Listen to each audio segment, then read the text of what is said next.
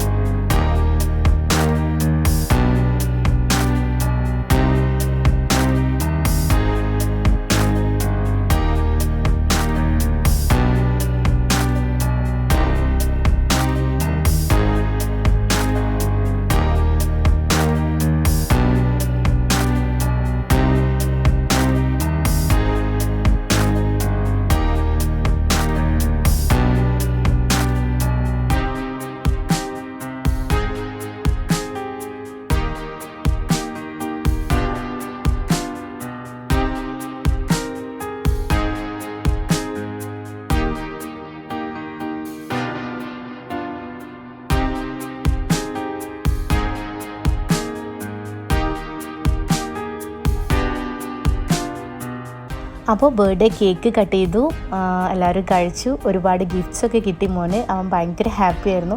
കുട്ടികൾക്ക് എപ്പോഴും birthday celebrate ചെയ്യുമ്പോൾ 2 കാര്യങ്ങളാണ് മെയിനായിട്ട് അവർക്ക് സന്തോഷം കൊടുക്കുന്നത്. ഒന്ന് കേക്ക് കട്ട് ചെയ്യുന്നതെന്ന്, രണ്ടാമത് അവർക്ക് കിട്ടുന്ന ഗിഫ്റ്റ്, അതവർക്ക് ഭയങ്കര ഇഷ്ടമാണല്ലോ. അപ്പോൾ ഇനി നെക്സ്റ്റ് ഫുഡ് കഴിക്കുക എന്നുള്ളതാണ്. ഉമ്മാൻ്റെ നല്ല സ്പെഷ്യൽ മലപ്പുറം കോഴി ബിരിയാണി ഉണ്ട്, ഉമ്മാൻ്റെ സ്പെഷ്യൽ ബീഫ് ഉണ്ട്. അപ്പോൾ ഇതെല്ലാം കൂടെ കൂട്ടി ഞങ്ങളെല്ലാവരും ഒരുമിച്ചിരുന്ന് ഫുഡൊക്കെ കഴിച്ചു.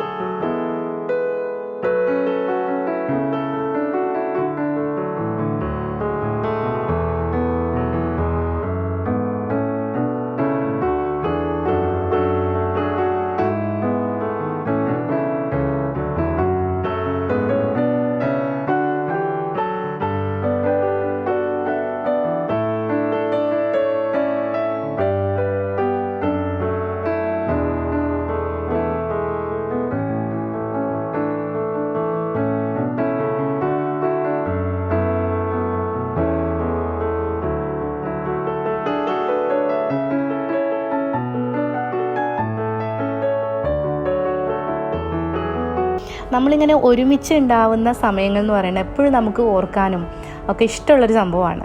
അപ്പോൾ എന്തായാലും നല്ല അടിപൊളിയായിട്ടുള്ളൊരു ഡേ തന്നെയായിരുന്നു. നിങ്ങൾക്കും ഇഷ്ടമായിട്ടുണ്ടാവുമെന്ന് വിചാരിക്കണു. അപ്പോൾ ഇനി അങ്ങോട്ട് കറക്റ്റായിട്ട് വീഡിയോസൊക്കെ അപ്ലോഡ് ചെയ്യും. അപ്പോൾ നിങ്ങളെല്ലാവരും കാണുക, സപ്പോർട്ട് ചെയ്യുക. അപ്പോൾ മറ്റൊരു എപ്പിസോഡിൽ വരാം. അതുവരെ എല്ലാവർക്കും നന്ദി, നമസ്കാരം. It's me Shabana.